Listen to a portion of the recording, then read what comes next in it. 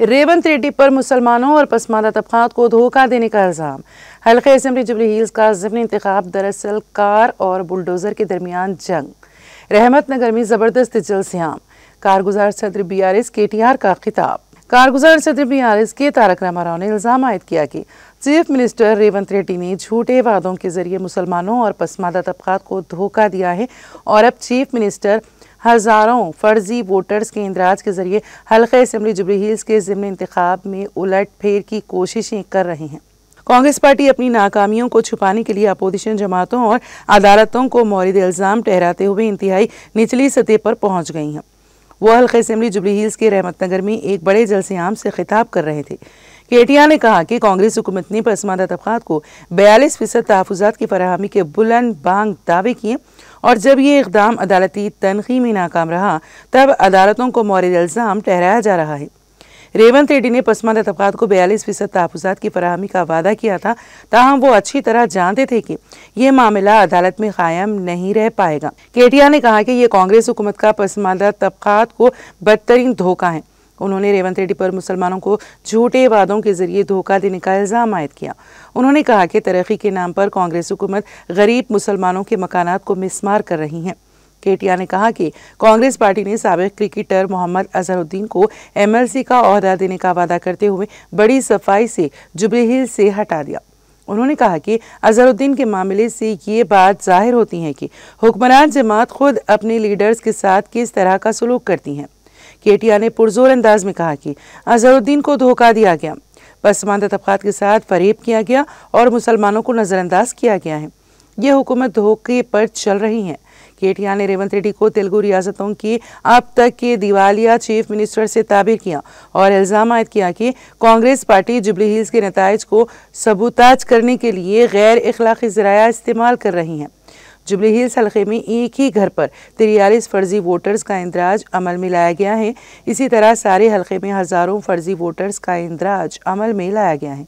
उन्होंने BRS party कायडर को चौकस रहने और हर हकीकी वोटर के वोट के हक के इस्तेमाल को यकीनी बनाने की हिदायत दी। KTR ने कहा कि कांग्रेस हुकूमत ने फलाही स्कीमात जैसे बदकम्मा साड़ियाँ, रमज़ान तोहफा, रैतुबंधु और KCR किट को रोक दिया है, जिससे खवातीन, किसानों और नौजवानों में मायूसी पाई जाती है।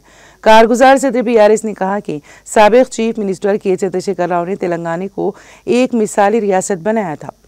वहीं रेवंत रेड्डी ने आज तेलंगाना को एक सर्कस में तब्दील कर दिया है। जुबली हिल्स के ज़िमनी इंतखाब को कार और बुलडोजर के दरमियान जंग करार देते हुए KTR ने राय दहिंदों पर जोर दिया है कि वो कांग्रेस को ऐसा सबक सिखाएं कि जिसकी बाज़गश्त दिल्ली तक पहुंचे। उन्होंने कहा कि जुबली हिल्स से हुक्मरान जमात की शिकस्त कांग्रेस हाईकमान और उसकी धोखाधड़ी पर मुबनी सियासत के लिए बराह रास्त झटका साबित होगी और जुबली हिल्स हल्के में कांग्रेस की शिकस्त हुकूमत को अपने इंतखाबी वादों पर अमलावरी के लिए मजबूर करेगी। KTR ने BRS कायडर पर जोर दिया है कि वो घर घर पहुंचे और राय दहिंदों में कांग्रेस हुकूमत की नाकामियों को बेनकाब करे। उन्होंने कहा कि राय दहिंदों में कांग्रेस के बाकी कार्ड्स तकसीम किए जाएं, कांग्रेस के नामुकम्मल वादों से अवाम को वाकिफ करवाया जाए और जुबली हिल्स के ज़िमनी इंतखाब को तेलंगाना की सियासत में एक टर्निंग पॉइंट बनाया जाए। KTR ने कहा कि जुबली हिल्स के ज़िमनी इंतखाब को कांग्रेस की धोखाधड़ी और तकब्बुर के खिलाफ तेलंगाना की लड़ाई बनाया जाए। इस मौके पर हल्के असेंबली जुबली हिल्स की BRS उम्मीदवार मागंटी सुनीता, साबिक वजीर हरीश राव, साबिक वजीर तलासानी श्रीनिवास यादव, साबिक वजीर मल्ला रेड्डी, मोहम्मद सलीम, साबिक सदरनशीन हज कमेटी, सीनियर BRS कायद मोहम्मद आजम अली, मुखीद चंदा, अरशद अली खान और दूसरे मौजूद थे। हमारे कांग्रेस पार्टी के लीडर कैसे है बोले तो आज बोराबंडा में हमारा एक भाई था मोहम्मद सरदार। उस सरदार को जब वो पार्टी नहीं बदलना चाह रहा था, उसके पीछे पड़ के उसका दुकान को तोड़ देके, उसके धंधे को तमाम कर देके उसको खुदकुशी करने पे मजबूर कर दिए। वैसे ही हर भाई को सता रहे हैं, हर बहन को भी आज कांग्रेस वाले सता रहे हैं। इनको सबक सिखाने का एक जोरदार मौका है। ना आपका नुमाइंदा है कांग्रेस की हुकूमत में, ना आपको दिया हुआ कोई वादा भी मुकम्मिल किया कांग्रेस पार्टी ने। 4000 करोड़ का बजट बोले थे, आज तक 2000 करोड़ का भी खर्च नहीं किए कांग्रेस पार्टी वाले। वैसे ही आपको वादा किया गया था माइनॉरिटी सब प्लान लाएंगे, आज तक वो भी नहीं करे। बहुत कुछ वादा करे बट वादों को सब पे मुखर के आज धोखा देने की कोशिश कर रहे हैं। आज तमाम भाइयों से बहनों से हमारी गुजारिश है, आप केसीआर साहब को और उनके जो कैंडिडेट हैं मागंटी सुनीता गोपीनाथ, जो गोपीनाथ साहब की बेवा है, उनको आपका मदद करिए, कार के निशान पे वोट दीजिए। 1 महीने के हद तक हम सभी लोग भाई भाई की तरह लड़ेंगे और इंशाअल्लाह जीत के, बहुत अच्छी तादाद से जीत के आपकी खिदमत करेंगे। इसको एक सबक सिखाने का जबरदस्त मौका आज जुबली हिल्स के जनता के पास, हमारे भाइयों के पास, बहनों के पास है। आप याद रखिए, आज तारीख में ऐसी कोई रियासत नहीं थी जिसमें आपका कोई भाई वजीर नहीं था कांग्रेस के हुकूमत में, पर आज पहली बार तेलंगाना में ऐसी हुकूमत है जहां ना कोई एक एमएलए है, एक एमएलसी है मुसलमान, वरना एक कोई वजीर है। ఇంకొక మాట, పోయినసారి ఇక్కడ అజారుద్దీన్ గారు పోటీ చేసింది మీ అందరికి తెలుసు, ముఖ్యమంత్రికి కూడా తెలుసు।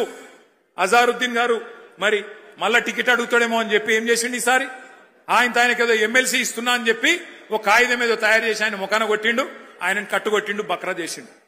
ముఖ్యమంత్రికి కూడా తెలుసు అది నిల్వది, అజారుద్దీన్ కి ఇచ్చే ఎమ్మెల్సీ కోర్టుల నిలబడది, కోర్టులో ఆల్రెడీ కేసు నడుస్తున్నది। అట్లాగే పక్కన షేక్పేట్ల ఖబరస్థాన్ కు జాగా ఇచ్చినా అన్నాడు, అక్కడ పోతే అది నిలబడది కోట్ల అని తెలుసు, ఆర్మీ వాళ్ళు వచ్చి వాళ్ళు నిలగొట్టిరు అక్కడ। అట్లాగే 42% రిజర్వేషన్ అంటాడు, అది కూడా కోట్ల నిలబడదని తెలుసు। ముఖ్యమంత్రికి తెలిసి ఇవాళ జూబ్లీ హిల్స్ ప్రజల్ని, బీసీలని, మైనారిటీలను మోసం చేస్తా ఉన్నాడు। అందుకే మరి జూబ్లీ హిల్స్ లో కాంగ్రెస్ పార్టీని చిత్తుగా ఓడిస్తే తప్ప మరి ఈ హామీలు అమలు కావు।